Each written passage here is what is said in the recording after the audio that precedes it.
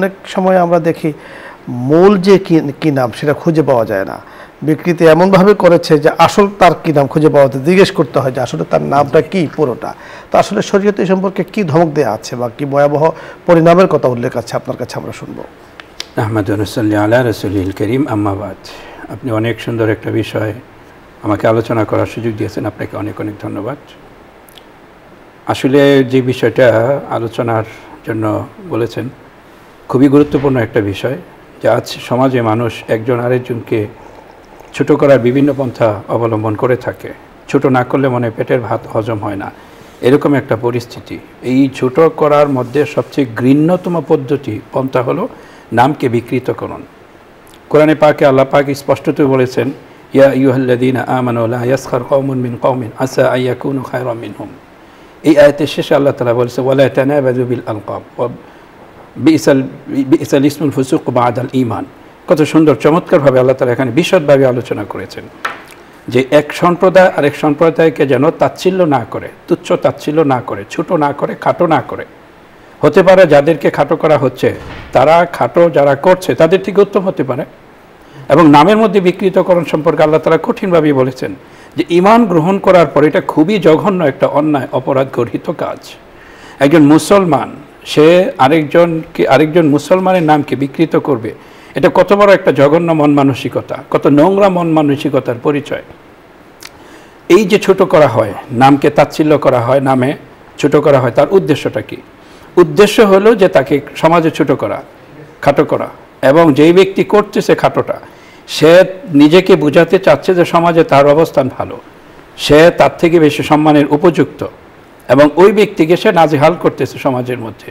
আর আজকে শুধু একটা সময় ছিল যে নিজেরা খাটো করতো, পরিবারের মধ্যে সীমাবদ্ধ থাকতো, সর্বোচ্চ মহল্লা সমাজের মধ্যে সীমাবদ্ধ থাকতো, বা চায়ের স্টলে চার কাপে চুমুক দিত আর গর্হিত কথা বলতো, অন্যকে তাচ্ছিল্য করতো, এর ভেতরে সীমাবদ্ধ ছিল।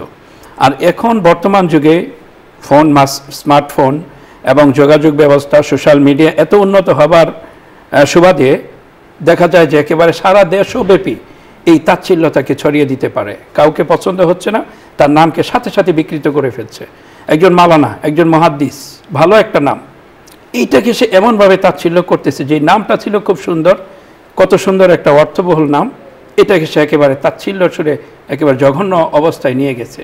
এই যে একটা নোংরা মন মানসিকতার পরিচয়, এ ব্যাপারেই আল্লাহ তাআলা বলেছেন যে এটা খুবই খারাপ। ঈমান গ্রহণ করার পর এই কাজটা খুবই গর্হিত। আসলে দেখা যায় নামটাই খুঁজে পাওয়া যাচ্ছে না, তার কি নাম এমনভাবে বিকৃত করা হয় যে আসল নাম কি চমৎকার বলছিলেন। দর্শক মণ্ডলী, নামকে যারা বিকৃত করে ডাকে কাউকে অপমান করার জন্য, অপদস্থ করার জন্য, তো সে অন্যের নামকে বিকৃত করে ডেকেছে অথবা বিকৃত করেছে, আল্লাহ রাব্বুল কারীম তাকে বলছেন আমাল্লাম ইয়াতুব ফাউলাইকা হুমুজ জালিমুন। এই কাজটি অত্যন্ত নিন্দনীয়, অত্যন্ত ক্ষতিকর এবং গুনার একটি কাজ।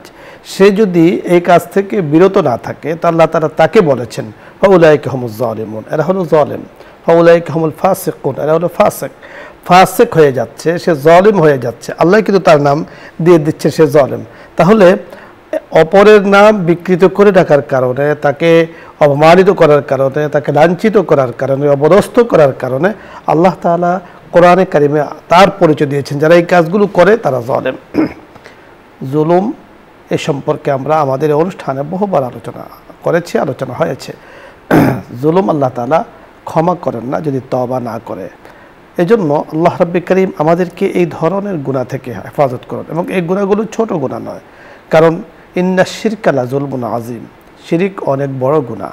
আল্লাহ পাক যে কাজটাকে নিষেধ করেছেন সে কাজটাকে করা এটাও কিন্তু অনেক বড় গুনাহ। আল্লাহ তাআলা বলেছেন একে অপরকে খারাপ উপাধিতে ডেকো না, একে অপরকে অপমানিত করো না, নামকে বিকৃত করে ডেকো না। বিইসাল ইসমুল ফুসুক বা'দাল ঈমান, ঈমানের পরে সে ফাসিক হয়ে যাচ্ছে এই ধরনের কাজ করার কারণে, এবং সে জালেমের অন্তর্ভুক্ত হয়ে যাচ্ছে। আল্লাহ তাআলা আমাদেরকে কথাগুলো বোঝার তৌফিক দান করুন।